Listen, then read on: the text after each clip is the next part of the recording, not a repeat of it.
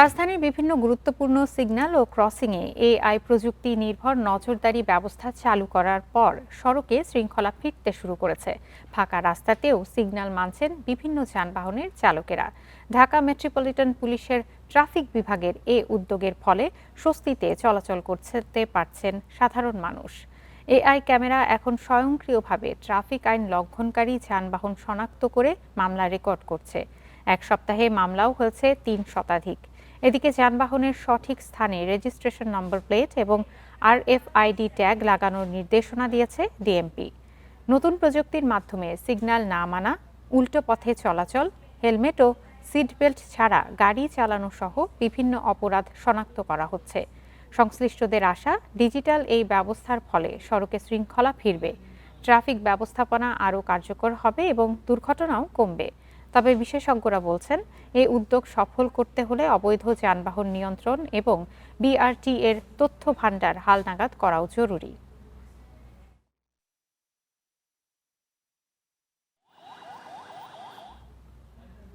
এই বিষয়ে আরও জানাতে রাজধানীর কারওয়ান বাজার থেকে যুক্ত হচ্ছেন সহকর্মী বুদ্ধদেব কুণ্ডু। এআই ক্যামেরা রাজধানীর বিভিন্ন পয়েন্টে লাগানো হয়েছে, তো সেক্ষেত্রে আসলে কতটা সুফল পাওয়া যাচ্ছে, কিরকম দেখা যাচ্ছে জানাবেন।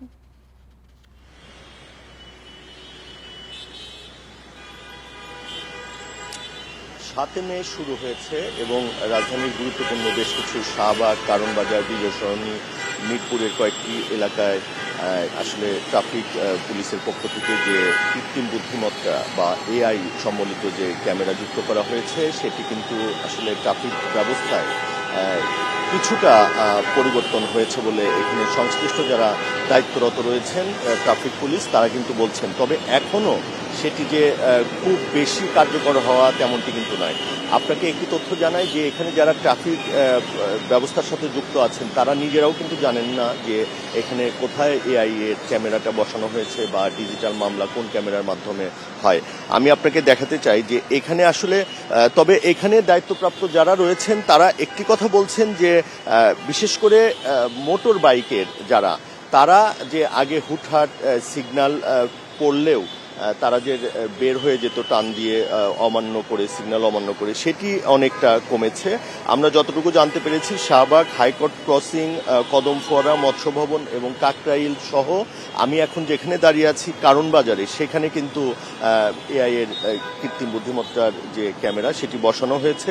এখানে ট্রাফিক সংশ্লিষ্টরা বলছেন, ট্রাফিক পুলিশের কর্মকর্তারা বলছেন যে রাজধানীর অন্তত 25টি গুরুত্বপূর্ণ ট্রাফিক সিগন্যালে এটি বসানো হয়েছে এবং ধীরে ধীরে রাজধানীর আরও অন্য সড়কেও প্রায় 200 থেকে 250 বা 300 হতে পারে সেরকম ক্যামেরা বসবে বলে তারা জানিয়েছেন। এখানে প্রশ্ন করা হয়েছিল যে কেন বসানো হয়েছে। তারা বলছেন যে ক্যামেরা লাল বাতি অমান্য করা, স্টপ লাইন ভঙ্গ, উল্টো পথে চলাচল, জেব্রা ক্রসিং, হেলমেট ছাড়া মোটরসাইকেল চালানো, সিট বেল্ট না পরা ইত্যাদি বিভিন্ন কারণ এই এআই এর মাধ্যমে সংরক্ষিত হবে। এবং আপনি জানেন যে গত 7 মে থেকে এ পর্যন্ত প্রায় 2500-এর মতো ফুটেজ এই ট্রাফিক পুলিশের কাছে এসেছে এবং তারা কিন্তু যাচাই বাছাই করে এখন পর্যন্ত 350-র মতো মামলা দেয়া হয়েছে। এবং আপনি এটাও জানেন যে যাদের বিরুদ্ধে মামলা দেওয়া হয়েছে সেটি মোটর বাইক হোক, প্রাইভেট কার হোক, সেটি যদি নির্দিষ্ট জরিমানা তারা না দেয় তাহলে তাদেরকে কিন্তু এখানে জেল হয়ে যেতে পারে এবং বড় অঙ্কের এখানে টাকার জরিমানা এবং এটা ছাড়াও তারা কিন্তু তাদের লাইসেন্স বাতিলের মতো পদক্ষেপও ট্রাফিক পুলিশের পক্ষ থেকে নেওয়া হবে। অর্থাৎ এই মাত্র কয়েকদিন আগে শুরু হওয়া যে উদ্যোগটা সেটি পুরোপুরি ঢাকায় যখন কার্যকর হবে তখন ঢাকার ট্রাফিক ব্যবস্থা অনেকটাই নিয়ন্ত্রণে আসবে বলে এখানকার দায়িত্বরতরা বলছেন। কারওয়ান বাজার থেকে জানাচ্ছিলেন সহকর্মী বুদ্ধদেব কুণ্ডু। যাত্রী চালকদের কাছে ভোগান্তির আরেক নাম গাজীপুরের চন্দ্রা ত্রিমোড়। উত্তরবঙ্গের প্রবেশদ্বার হিসেবে পরিচিত এই পয়েন্টে প্রতি বছর ঈদে কয়েক কিলোমিটার জুড়ে যানজটে পড়তে হয়। সড়কের ত্রুটিপূর্ণ ও অপরিকল্পিত নকশার কারণেই দুর্ভোগ বলছেন বিশেষজ্ঞরা। ঈদযাত্রা ভোগান্তি কমাতে ব্যবস্থা নেওয়ার আশ্বাস সড়ক বিভাগের। ঢাকা-টাঙ্গাইল মহাসড়কে গাজীপুরের চন্দ্রা ত্রিমোর এলাকায় ঈদ যাত্রায় প্রতি বছরই ভোগান্তির শিকার হন যাত্রী ও চালকরা। উত্তরবঙ্গের ১৬ জেলাসহ অন্তত ২০ জেলার মানুষকে যানজটে আটকে থাকতে হয় ঘণ্টার পর ঘণ্টা। চন্দ্রায় গাজীপুর থেকে উত্তরাঞ্চলগামী যানবাহনের জন্য রয়েছে ফ্লাইওভার। সেখান থেকে নামা ২ লেনের গাড়ি এবং সাভার থেকে আসা সরাসরি 2 লেনের গাড়ি, মোট 4 লেনে যানবাহনের বিশাল চাপ, যা ফ্লাইওভারের শেষে মাত্র 2 লেনের সরু পথে গিয়ে মেশে। থমকে যায় যানবাহনের গতি। কিছু দূর এগুলেই যোগ হয় সার্ভিস লেনের বাসগুলো। এতে তৈরি হয় ভয়াবহ জটলা। 4-8 লেনের গাড়ি এখানে এসে আবার 2 লেন হয়ে যাচ্ছে। অটোমেটিক 6টা লেনের গাড়ি স্টপ হয়ে যাচ্ছে পিছনে, যার দীর্ঘ যানজট হয়ে যাচ্ছে। এটা একটা বড় কারণ আমাদের, যেহেতু এখানে রাস্তা কম আছে, ছোট আছে। বিশেষজ্ঞরা বলছেন সড়কের নকশা ও প্রকৌশলগত ত্রুটি ঘরমুখী যাত্রীদের দুর্ভোগের কারণ। 4 লেনকে আমি 2 লেনের সাথে মিলিয়েছি, ফলে এখানে যানজট তৈরি হচ্ছে। যেই ত্রুটিটা হয়েছে এটা আসলে এটা চেঞ্জ করা যাচ্ছে না, ফলে একটা এই নকশাগত ত্রুটির কারণে দেখা যাচ্ছে এখানে যানজটটা বেশি হচ্ছে। এবারের ঈদে ভোগান্তি কমাতে ঢাকা-টাঙ্গাইল মহাসড়কে সংস্কার কাজের কথা জানায় সড়ক বিভাগ। এছাড়া স্থায়ী সমাধান হিসেবে এলিভেটেড এক্সপ্রেসওয়ে নির্মাণের মেগা পরিকল্পনারও আলোচনা চলছে। ওইখানে একটা এস কার্ভ আছে, ওই এস কার্ভটাকে আমরা প্ল্যান করেছি যে এই বছর কিছুটা সহজ করা সম্ভব, মানে জায়গার অ্যালোকেশন আছে, যেটা নবীনগরে এক্সপ্রেসওয়ে চলে আসতেছে। আরেকটা এলিভেটেড অংশ যেটা সরাসরি চন্দ্রা থেকে ফ্লাই করে ইয়ের দিকে নেমে যাবে, কি বলে আপনার টাঙ্গাইলের দিকে। এটা একটা পরিকল্পনাধীন, এটা নিয়ে আমরা কাজ করতেছি। ঈদের সময় কয়েক কিলোমিটার জুড়ে যানজটের ভোগান্তি কমাতে সড়ক প্রশস্ত করা সহ স্থায়ী সমাধানের দাবি স্থানীয়দের। Independent news. এ বিষয়ে আরও জানাতে যোগ দিচ্ছেন সহকর্মী রুবেল আহমেদ। রুবেল, উত্তরবঙ্গে যাওয়ার পথে গাজীপুরের চন্দ্রা ত্রিমোরে আসলে যাত্রীদের কতটা ভোগান্তি পোহাতে হচ্ছে এবং এই ভোগান্তি দূরীকরণে আসলে প্রশাসনের পক্ষ থেকে কোনো ব্যবস্থা কি নেওয়া হবে কিনা?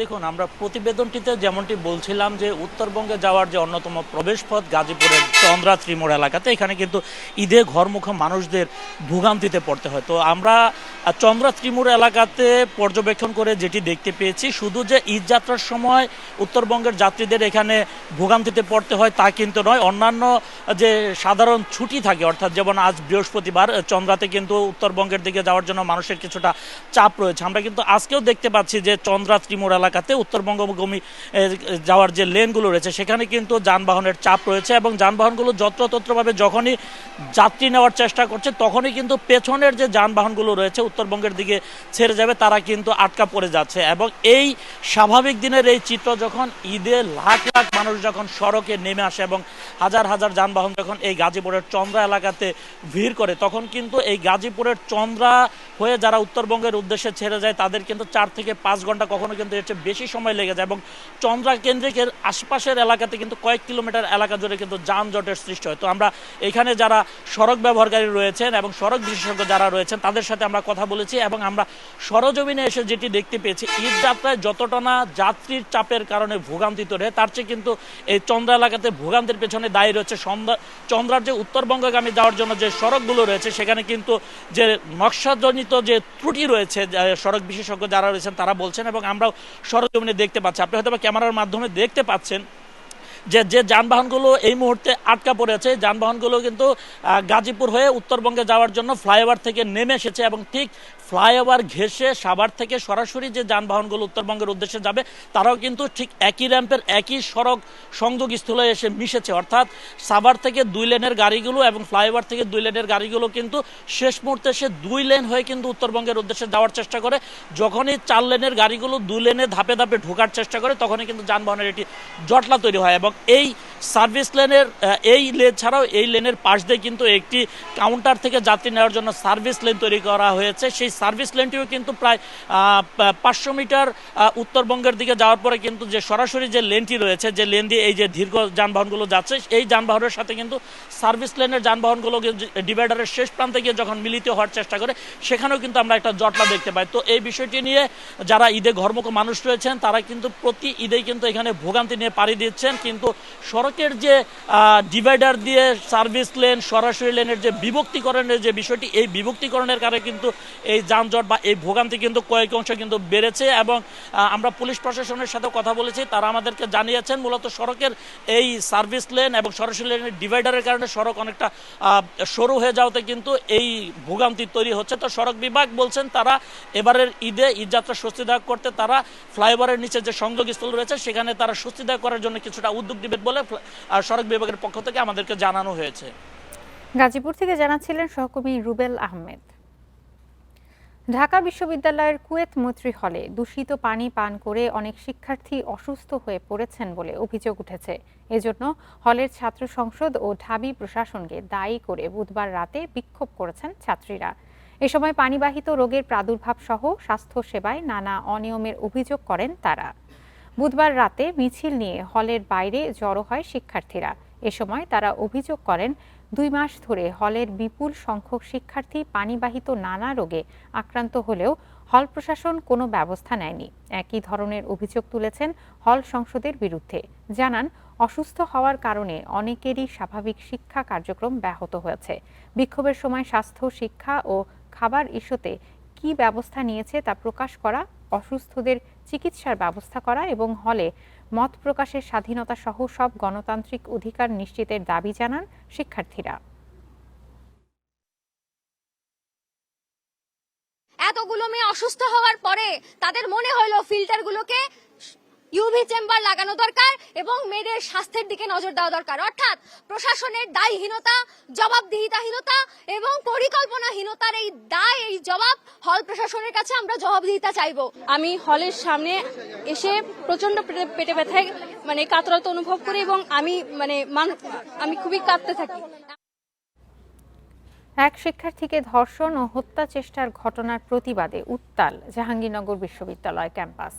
বুধবার সারা দিনের বিক্ষোভের পর রাতেও বিক্ষোভ মিছিল করেন সাধারণ শিক্ষার্থীরা। বুধবার রাত 10:30টার দিকে বিশ্ববিদ্যালয়ের টারজান পয়েন্ট থেকে বিক্ষোভ মিছিল বের করেন শিক্ষার্থীরা। ক্যাম্পাসের বিভিন্ন সড়ক ঘুরে প্রক্টর অফিসের সামনে গিয়ে অনুষ্ঠিত হয় সংক্ষিপ্ত সমাবেশ। এ সময় তারা ধর্ষণ চেষ্টায় জড়িত ব্যক্তিকে দ্রুত গ্রেপ্তারের পাশাপাশি ক্যাম্পাসের নিরাপত্তা জোরদারেরও দাবি জানান। এর আগে বুধবার ভুক্তভোগীর পক্ষ থেকে আশুলিয়া থানায় মামলা দায়ের করে বিশ্ববিদ্যালয় কর্তৃপক্ষ। মঙ্গলবার রাতে হলে ফেরার পথে এক শিক্ষার্থীকে ঝোপের মধ্যে টেনে নিয়ে ধর্ষণের চেষ্টা করা হয়। আশপাশের লোকজন এগিয়ে গেলে পালিয়ে যায় ওই ব্যক্তি। সিসিটিভি দেখে অভিযুক্ত ব্যক্তি বহিরাগত বলে জানিয়েছে কর্তৃপক্ষ।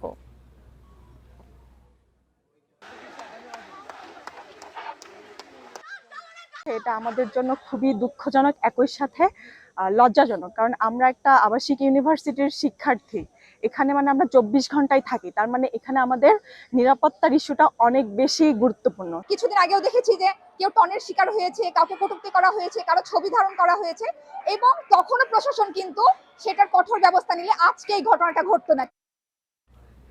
চাঁদপুরের শাহরাস্তি, জোড়াকিং এবং শেরপুরে বাংলার ডন প্রস্তুত কোরবানির ঈদের হাটের জন্য। বিশাল আকৃতির এই গরু তিনটি এরই মধ্যে ওজন ও দাম নিয়ে স্থানীয়ভাবে ব্যাপক সাড়া ফেলেছে। প্রতিদিন দূর দূরান্ত থেকে গরুগুলো দেখতে খামারে ভিড় করছেন ক্রেতা ও উৎসুক জনতা। খামারিরাও ভালো দাম পাওয়ার আশা করছেন। এক জোড়া ষাঁড় খামার থেকে 5 জন মিলেও বের করতে গেলে এভাবেই নাজেহাল হতে হয়। 1 বছর আগে কোরবানিকে লক্ষ্য করে ষাঁড় দুটি কেনেন চাঁদপুরের শাহরাস্তি উপজেলার দারুণকরা গ্রামের শাহরাস্তি অ্যাগ্রো ফার্মের মালিক মোহাম্মদ সাখাওয়াত হোসেন। তাদের নাম রাখা হয় শাহরাস্তি কিং 1 ও শাহরাস্তি কিং 2। গরু দুটি দেখতে প্রতিদিন ভিড় করছেন ক্রেতা ও উৎসুক মানুষ। উনি যে নামটা দিয়েছে যথাযথ, কিং এর মধ্যে, এবং অনেক বড় গরু, অনেক সুন্দর গরু।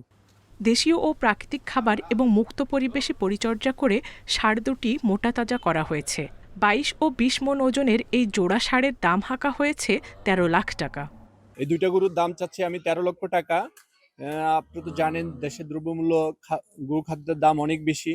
তো আমি চাই আমি যদি ন্যায্য দাম পাই তাহলে দুইটা গরু আমি বিক্রি করে দেব। এদিকে শেরপুরের নালিতাবাড়িতে প্রস্তুত 33 মণ ওজনের গরু বাংলার ডন। এই বিশাল আকৃতির গরুটি রয়েছে আলিফলাম অ্যাগ্রোতে। 3 বছর ধরে একে লালন পালন করছেন খামারি শাহজাহান আলী। ফ্রিজিয়ান জাতের এই ষাঁড়টিকে দিনে 3 থেকে 4 বার গোসল করানো হয়। অনেক গরু আছে, কিন্তু এইটার মতো বড় গরু শেরপুর ডিস্ট্রিক্টের মধ্যে নাই। এর নাম তো হয়েছে বাংলার ডন। দেখতে আসলাম, গরুটা অনেক ভালো লাগলো, দেখে অনেক সুন্দর লাগলো। জেলা প্রাণী সম্পদ বিভাগ জানায়, গরুটির সুস্থতায় তারা খামারিকে নিয়মিত পরামর্শ দিচ্ছেন। নালতেবাড়ি ছাড়াও বিভিন্ন উপজেলাতেও আমাদের এই ধরনের বড় বড় গরুর খামার আছে এবং আসন্ন কুরবানির হাটে শেরপুরের এই বড় গরুগুলি একটা চাঞ্চল্যের সৃষ্টি করবে। প্রতিবারের মতো এবারও কোরবানির ঈদ ঘিরে খামারিরা দেশীয় পদ্ধতিতে গরু লালন পালন করেছেন। তারা চান হাটে মিলবে প্রত্যাশিত মূল্য। Julekha Parvin, Independent News. ঈদকে সামনে রেখে কোরবানির পশুর চামড়ার দাম নির্ধারণ করেছে সরকার। এবছর ঢাকায় লবণযুক্ত গরুর চামড়ার প্রতি বর্গফুটের দাম গত বছরের চেয়ে 2 টাকা বাড়ানো হয়েছে। ঢাকায় গরুর চামড়া 62 থেকে 67 টাকা আর ঢাকার বাইরে 57 থেকে 62 টাকা নির্ধারণ করা হয়েছে। বুধবার সচিবালয়ে এক সংবাদ সম্মেলনে নতুন চামড়ার নতুন দাম ঘোষণা করেন বাণিজ্যমন্ত্রী। দেশে চামড়া শিল্পের বড় যোগান আসে ঈদ উল আজহা আর কোরবানিকৃত পশু থেকে। এবারে কোরবানি পশুর দাম ও সার্বিক বিষয় নিয়ে সংশ্লিষ্টদের সঙ্গে বৈঠক শেষে সংবাদ সম্মেলনে আসেন বাণিজ্যমন্ত্রী। মন্ত্রী জানান, এবছর গরুর লবণযুক্ত চামড়ার প্রতি বর্গফুটের দাম গত বছরের তুলনায় 2 টাকা বাড়ানো হয়েছে। এবার ঢাকায় গরুর চামড়া 62 থেকে 67 টাকা, বকরির চামড়ার দাম 20 থেকে 22 টাকা। ঢাকার ভিতরে গরুর চামড়া নির্ধারিত মূল্য হবে প্রতি বর্গফুট 62 থেকে 67 টাকা প্রতি বর্গফুট, আর ঢাকার বাইরে 57 থেকে 62 টাকা। লবণযুক্ত চামড়া বলতেই লবণযুক্ত চামড়া। সংবাদ সম্মেলনে জানানো হয়, কাঁচা চামড়া সংরক্ষণকে গুরুত্ব দিয়ে এবছর লবণ বিনামূল্যে মাদ্রাসা ও এতিমখানায় সরবরাহ করা হবে। এজন্য 17 কোটি 60 লাখ টাকা লবণ কেনা হয়েছে। কাঁচা চামড়া পাচার রোধে সীমান্তে সতর্ক অবস্থায় থাকবে বিজিবি। মন্ত্রী বলেন, চামড়ার ন্যায্য মূল্য নিশ্চিতে সরকার আন্তরিক রয়েছে। ঈদ এবং ঈদের পরবর্তী সময়ে স্থানীয় প্রশাসন অত্যন্ত সচেতন থাকবেন। এই মন্ত্রণালয়ের অনেকগুলি টিম সারা দেশে সক্রিয় থাকবে এবং আমরা আমাদের মাননীয় সংসদ সদস্যদেরকেও অনুরোধ জানাবো, তারাও ইনশাল্লাহ সক্রিয় থাকবেন। সাভার ট্যানারির সিইটিপি নিয়ে নতুন সিদ্ধান্ত নেওয়া হচ্ছে। কারখানাগুলোতে নিজস্ব ইটিপি ব্যবহারকে উৎসাহিত করা হবে বলে জানান বাণিজ্যমন্ত্রী। চামড়া খাতকে বাংলাদেশের একটা সত্যিকার সম্ভাবনাময় খাতে রূপান্তর করব। Shahid Ahmed, independent news, Dhaka. চাহিদা থাকলেও দক্ষ কর্মীর অভাবে সরকারিভাবে বেশি কর্মী পাঠানো যাচ্ছে না। কারিগরি প্রশিক্ষণ কেন্দ্র থেকে তৈরি হচ্ছে না আন্তর্জাতিক মানের কর্মী। এছাড়া বাজার নিয়ে গবেষণা না থাকাকেও দায়ী করছেন বিশেষজ্ঞরা। এক্ষেত্রে সরকারি বেসরকারি সমন্বয়ের তাগিদ তাদের। না হলে সংকুচিত হতে চলা অদক্ষ বাজারের উপর নির্ভর করতে হবে বাংলাদেশকে। 1984 সাল থেকে এ পর্যন্ত 36টি দেশে 1,47,361 জন কর্মী পাঠিয়েছে সরকারি রিক্রুটিং এজেন্সি বোয়েসেল। 42 বছরে বোয়েসেল সবচেয়ে বেশি সংখ্যায় দক্ষ ও আধা দক্ষ কর্মী পাঠিয়েছে জর্ডান, দক্ষিণ কোরিয়া ও সৌদি আরবে। তবে চাহিদা থাকলেও শুরু থেকেই কর্মী সংকটে সংস্থাটি। গত কয়েক বছরের সম্ভাবনাময় শ্রমবাজার দক্ষিণ কোরিয়ার কোটার সিংহভাগ পূরণ করা যায়নি। বিশেষজ্ঞরা বলছেন, প্রয়োজনীয় প্রশিক্ষণ সহ ভাষা না জানাই এর বড় কারণ। একই অবস্থা জাপানের শ্রমবাজারের। 110টি টিটিসি কার্যকর ভূমিকা রাখতে পারছে না বলে অভিযোগ বোয়েসেলের। খাত সংশ্লিষ্টরা বলছেন, শ্রমবাজারের মাত্র 2% পূরণ করে বোয়েসেল। আওতা বাড়াতে সংস্থাটিকে বেসরকারি এজেন্সির সাথে সমন্বয় করার তাগিদ তাদের। যদি ডিমান্ড থাকে বোয়েসেলের কাছে যে দক্ষিণ কোরিয়ায় আমি এত মানুষ পাঠাবো, জাপানে আমি এত মানুষ পাঠাবো যারা দক্ষ এবং আধদক্ষ হবে, আমি এনি হাউ এই টার্গেট কীভাবে পূরণ করব তার পরিকল্পনা থাকবে। এবং সেই পরিকল্পনায় সরকারের শুধু বোয়েসেলকেই রোল প্লে করতে হবে আমি সেটা কখনোই মনে করি না। দক্ষতা বাড়ানোর জন্য এই টিটিসির পাশাপাশি আরও কি কি অপরচুনিটি আছে সেটা তৈরি করা এবং এই টিটিসিগুলোকে আরও কিভাবে এইখানে আসলে বান্ধব করা যায়। সরকারি বেসরকারি প্রশিক্ষণ কেন্দ্রের সমন্বয় এবং বাজার চাহিদা বুঝতে নিয়মিত গবেষণারও পরামর্শ তাদের। কোন দেশের ডিমান্ড আগামী 5 বছরে কোথায় পৌঁছাতে পারে এবং আগামী 5 বছরে যদি আমি দেখি যে আমার কেয়ার গিভারের ডিমান্ড এরকম যাবে, এখানে আমাদের 5 ইয়ার প্ল্যানস রয়েছে, আমার দক্ষতা অর্জনের একটা প্ল্যান রয়েছে। তাহলে দক্ষতার সাথে মার্কেট আমি লিঙ্ক করতে না পারলে এই দক্ষতা তো কোনো কাজে লাগবে না। এটা প্রান্তিক লেভেলে আসলে কিভাবে নিয়ে যাওয়া যায় যাতে করে আমাদের ইয়াং জেনারেশন, বিশেষ করে নারীরা, পুরুষরা, ইন্ডিজিনিয়াস কমিউনিটি, এদেরকে আমরা সেই সুযোগটা তৈরি করে দিতে পারি। টিটিসিগুলোকে আন্তর্জাতিক মানের করে গড়ে তুলতে বিশ্বমানের কারিকুলাম প্রয়োজন মনে করেন বিশেষজ্ঞরা। সুলতানা জাহান মিতু, ইন্ডিপেন্ডেন্ট নিউজ, ঢাকা। ময়মনসিংহের হালুয়াঘাটে আকস্মিক পাহাড়ি ঢলে প্লাবিত হয়েছে নিম্নাঞ্চল। গারো পাহাড় থেকে নেমে আসা ঢলের পানিতে বিভিন্ন এলাকা তলিয়ে যাওয়ায় স্থানীয়দের মধ্যে দেখা দিয়েছে আতঙ্ক। হঠাৎ পাহাড়ি ঢলের কারণে ঘোড়াঘাট নদীর পানি বেড়ে কয়েকটি গ্রামে নিম্নাঞ্চল ও কৃষি জমি প্লাবিত হওয়ার শঙ্কা দেখা দিয়েছে। অনেক পরিবার নিরাপদ স্থানে যাওয়ার প্রস্তুতি নিচ্ছে। উপজেলা নির্বাহী কর্মকর্তা ফয়সাল আহমেদ জানান, বুধবার সকাল থেকে গাজীরভিটা ও ভুবনকুড়া পয়েন্ট দিয়ে লোকালয়ে পানি ঢুকতে শুরু করে। এরই মধ্যে 2 ইউনিয়নের 2টি কাঁচা রাস্তা ভেঙে গেছে। পরিস্থিতি মোকাবেলায় সব ধরনের প্রস্তুতি নেওয়া হয়েছে বলেও জানান তিনি।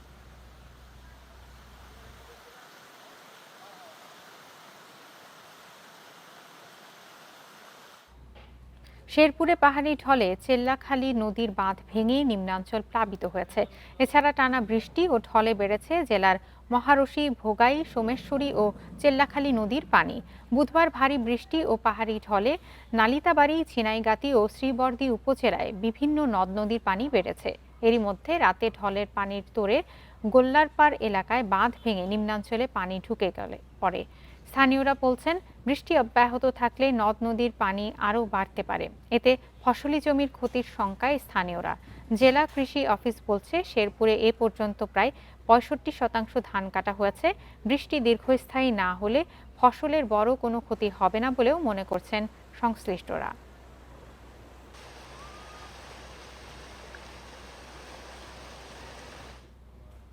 এই বিষয়ে আরো জানাতে শেরপুর থেকে যুক্ত হচ্ছেন সহকর্মী মেরাজ উদ্দিন। মেরাজ, নদীর বাঁধ ভেঙে নিম্নাঞ্চল প্লাবিত হয়েছে, সেক্ষেত্রে ফসল এবং ধানে কতটা ক্ষয়ক্ষতি হয়েছে এবং জেলা কৃষি অফিস থেকে কি বলছেন?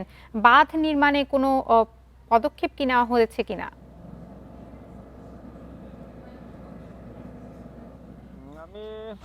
আপনি যে কথাটা বলতেছিলেন, দেশের সীমান্তবর্তী শেরপুর জেলার গারো পাহাড়ি এলাকার বিশেষ করে শ্রীবর্দী, ঝিনাইগাতি এবং নালতেবাড়ি উপজেলার মাঝখান দিয়ে কিন্তু 4টি নদী, বিশেষ করে মহারশী, ভোগাই, চেল্লাখালী, সোমেশ্বরী এবং আরেকটি নদী আছে মালিঝি নদী।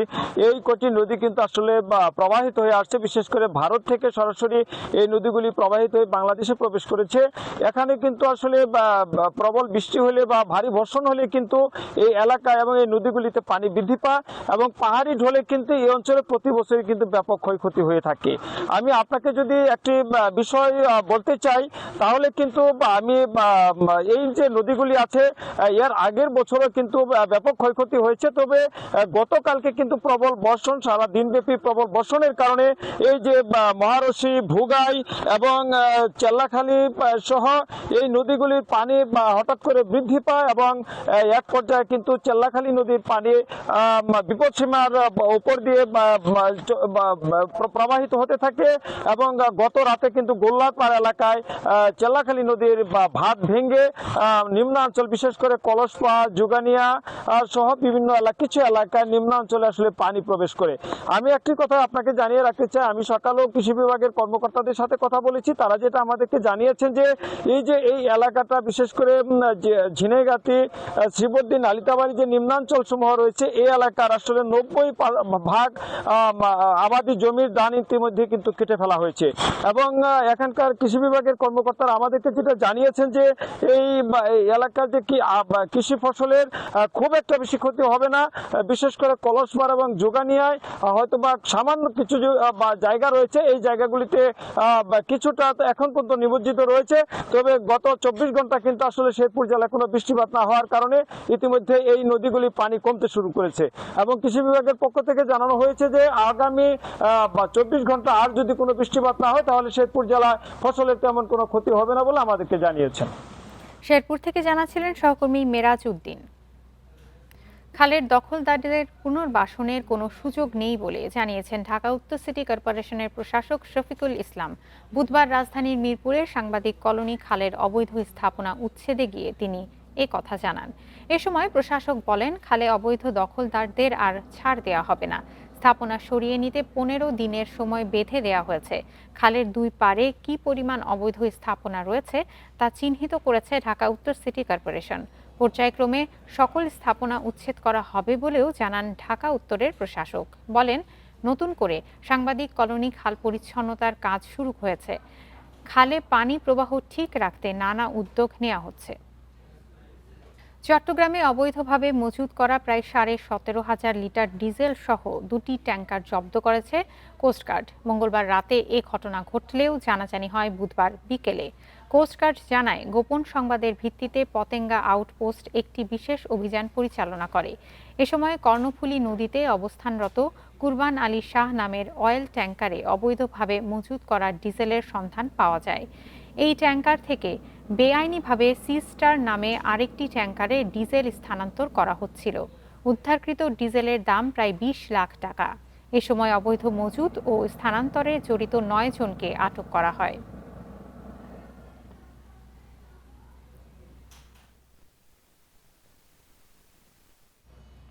বাজারে পরিপক্ক লিচু আসতে এখনো অন্তত 2 সপ্তাহ বাকি, অথচ এর মধ্যে মেহেরপুরের বাজারে বিক্রি হচ্ছে কাঁচা ও আধা পাকা লিচু।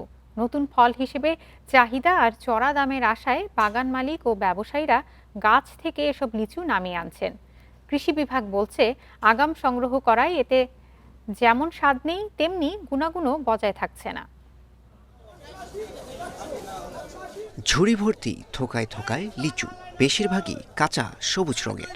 মেহেরপুরের বাজারে দেখা যাচ্ছে অপরিপক্ক এই ফল।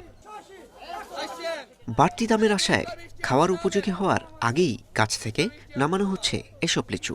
বর্তমানে 80টি লিচু বিক্রি হচ্ছে 200 থেকে 220 টাকায়। হাটে যে লিচু আসছে, লিচু টক বা এখনো পাকেনি, খাওয়ার যোগ্য হয়নি, তারপরেও অনেকে নিয়ে আসছে। বাগান মালিকরা বলছেন, ঝড়ে ক্ষতির ভয় আর বাদুড় ও পাখির অত্যাচার থেকে বাঁচতেই বিক্রি করে দিচ্ছেন আগে ভাগে। রোদের কারণে লিচুর এক পাশ লালচে হলেও অন্য পাশ রয়ে গেছে সবুজ। রোদ, অতিরিক্ত রোদ পড়েছে, এই রোদের কারণে আমার রাখছেন। আর মেন হচ্ছে বাদুড়ে পাখিতে বেশি খাচ্ছে। যেখানেই আপনি কিনতে যান 15 দিন পরে গা লিচু মিষ্টি হবে। এখন আপাতত মিষ্টি আছে, কিন্তু হালকা বিন্দু টক হবে ভাই। কৃষি বিভাগ জানিয়েছে, জেলায় বোম্বাই, চায়না 3 ও মুজাফফর জাতের লিচুর বাগান আছে প্রায় 600 হেক্টর জমিতে। যারা উৎপাদনকারী আছে, কৃষক যারা বাজারজাত করছেন, তাদেরকে পাশাপাশি যারা ভোক্তা আছে তাদেরকেও আমরা অনুরোধ করব, তারা যেন ভালো লিচু খাওয়ার জন্য, সুমিষ্টি লিচু খাওয়ার জন্য কিছুদিন অপেক্ষা করেন। তাহলে কৃষক, উৎপাদনকারী, বাজারজাতকারী এবং ভোক্তা সবাই আমরা এখান থেকে কাঙ্ক্ষিত যে আমাদের স্বাদ, ফলন সবই পাবো বলে প্রত্যাশা করছি। পরিপক্ক ও রসালো লিচুর স্বাদ পেতে আরও অন্তত 15 দিনের অপেক্ষা করার পরামর্শ কৃষি বিভাগের। ব্যবসায়িক লাভের চেয়ে ফলের গুণগত মানের দিকেও নজর দিতে বলছে তারা। Independent news. আগামী অর্থবছরের বাজেটের চাপ এবং উন্নয়ন ব্যয় মেটাতে নতুন উৎস থেকে আয় বাড়ানোর উদ্যোগ নিচ্ছে সরকার। এবার করের আওতা যেমন বাড়বে, তেমনি কর ছাড় থেকেও বেরিয়ে আসতে চায় সরকার। কর বাড়বে সম্পদ মালিকদের, উপজেলা পর্যন্ত বাড়বে ভ্যাটের আওতা।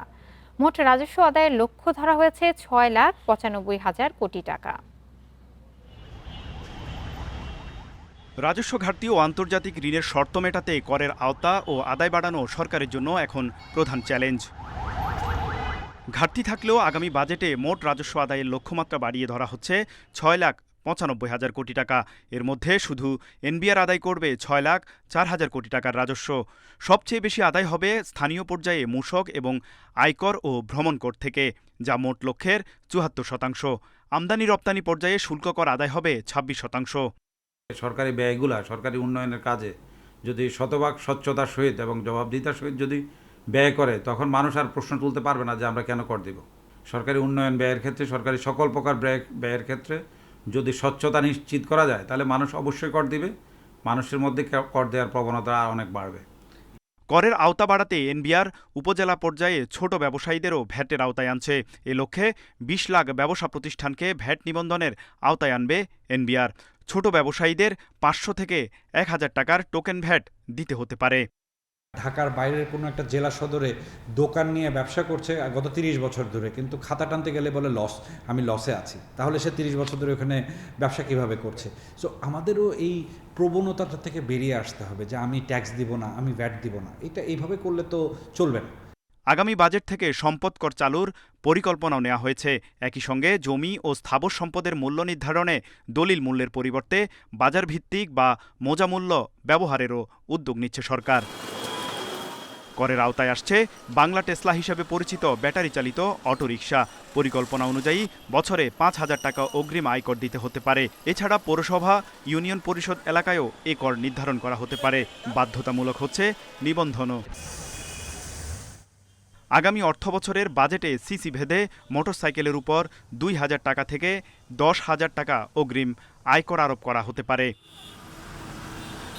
তৌহিদ রানা, ইন্ডিপেন্ডেন্ট নিউজ, ঢাকা। এই ছিল এখনকার সংবাদে। ধন্যবাদ সবাইকে।